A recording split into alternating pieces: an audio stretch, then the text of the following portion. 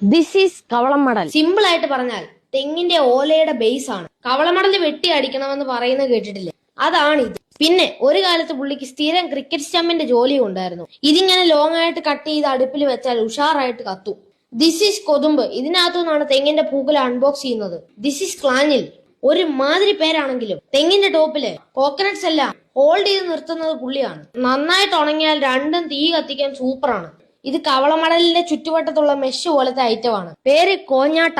ജീവിതം കോഞ്ഞാട്ടയായി പോകുമെന്ന് പറയുന്നത് കേട്ടിട്ടില്ലേ? തെങ്ങിലെ സ്റ്റാർ വാല്യൂ ഏറ്റവും കുറവുള്ള സാധനമാണ്. ഇത് ഉണങ്ങിയ കോക്കനട്ട് ലീവ്സ് കൂട്ടിക്കെട്ടി വെച്ചേക്കുന്നതാണ്. ചൂട്ടുകെട്ട് എന്നൊക്കെയാണ് പഴയ ജനറേഷൻ പറഞ്ഞുകൊണ്ടിരുന്നത്. രണ്ടും തീ കത്തിക്കാൻ ബെസ്റ്റ് ആണ്.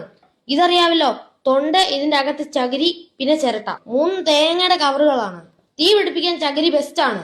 തൊണ്ടും ചിരട്ടയും ലോങ് ടൈം നിന്ന് കത്തുകയും ചെയ്യും. ഇതാരും മൈൻഡ് ചെയ്യാതെ കുറെ നാളായിട്ട് പറമ്പിൽ കിടന്ന ഒരു വുഡാണ്. ഇത് ഞങ്ങളിങ് എടുത്തു.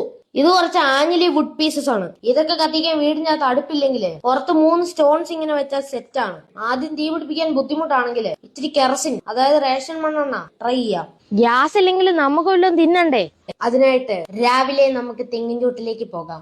ഓലമടൽ വല്ലതും വീണോ എന്ന് നോക്കാം. കൊതുമ്പോ ക്ലാഞ്ഞിലോ വല്ലതും കൊഴിയാൻ നിൽപ്പുണ്ടോ എന്ന് നോക്കാം. തേങ്ങയിടാൻ സമയമായോ എന്ന് അന്വേഷിക്കാം. അവിടെ ഒരു ലോക്കൽ യുദ്ധം ഉണ്ടാവാതിരിക്കാൻ ഓർക്കുക, സ്വന്തം പറമ്പിൽ നിന്ന് ഇതൊക്കെ എടുക്കാവുള്ളൂ.